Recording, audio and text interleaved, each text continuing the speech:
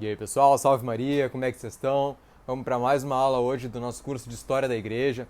A gente já viu então um resumo da Bíblia, a gente já viu como foi a igreja no seu primeiro século, a igreja na era dos padres apostólicos, a gente já viu também os padres da igreja, o concílio de Nicéia, Constantino, a crise ariana, até o concílio de Hipona, em 393, quando foi estabelecido o cânon bíblico. E hoje então a gente vai abordar tanto o século V quanto o século VI, vamos falar de Santo Agostinho. Antes da gente prosseguir então, já deixa o like, te inscreve, ativa o sininho das notificações para ficar por dentro das próximas aulas, comenta aí embaixo, Viva Cristo Rei!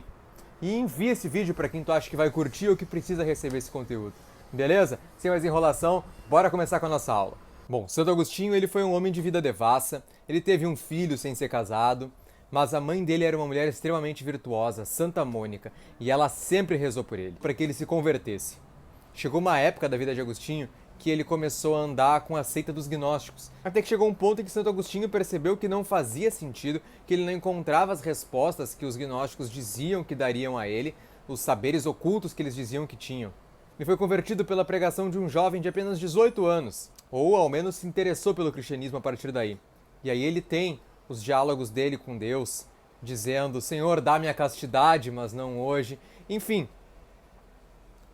Santo Agostinho ele tem a sua caminhada de fé, e quando ele se converte, ele se torna um grande homem da fé, um grande católico. Não à toa, é ao lado de Santo Tomás de Aquino o maior doutor da história da igreja, e talvez o maior expoente dentre todos os padres da igreja, na época da igreja ainda nesses primeiros séculos, após os padres apostólicos. Bom, então Santo Agostinho ele combate o gnosticismo e ele também é um grande profeta de seu tempo. Ele escreve a obra Cidade de Deus e lá ele descreve que a cidade dos homens, Roma, ela vai cair, mas a igreja, a cidade de Deus, vai permanecer para sempre, até que o Senhor volte em sua glória para julgar as nações. Porque a obra de Cristo, ela não foi feita para ter um período estabelecido no meio do tempo e acabar. Ela é eterna. As coisas dos homens passam, as de Deus não. Então ele alerta que a igreja precisa preservar a cultura, precisa preservar a música, precisa preservar tudo que ela puder de nível cultural, porque Roma vai cair. E quais são alguns dos elementos que ilustram esse período da queda de Roma? Decadência moral, queda nas taxas de fecundidade, as mulheres se vestindo de forma vulgar, a infiltração de Roma por estrangeiros que não tinham amor à pátria, a ascensão desses imigrantes em altos cargos, em altos postos no exército de Roma, e finalmente as invasões bárbaras. O Império Romano caiu, ao menos no Ocidente, porque em 395, com a morte do imperador Teodósio, que foi quem instituiu o cristianismo como uma religião oficial do Império, vai haver uma divisão no Império entre os filhos dele. E a parte oriental vai permanecer por muitos séculos ainda. Mas o Império Romano original, esse cai. E aí nós temos o início da Idade Média, no século V. E com a queda de Roma, as pessoas não se sentem mais seguras nas cidades e começam então a ir para os campos. E bom, com toda essa crise em vista da queda do Império Romano do Ocidente, as instituições já não mais funcionando, os monges católicos no século VI decidem fazer aquilo que orientou Santo Agostinho. Então eles salvam tudo que eles podem da cultura do mundo antigo e vão se refugiar longe das cidades.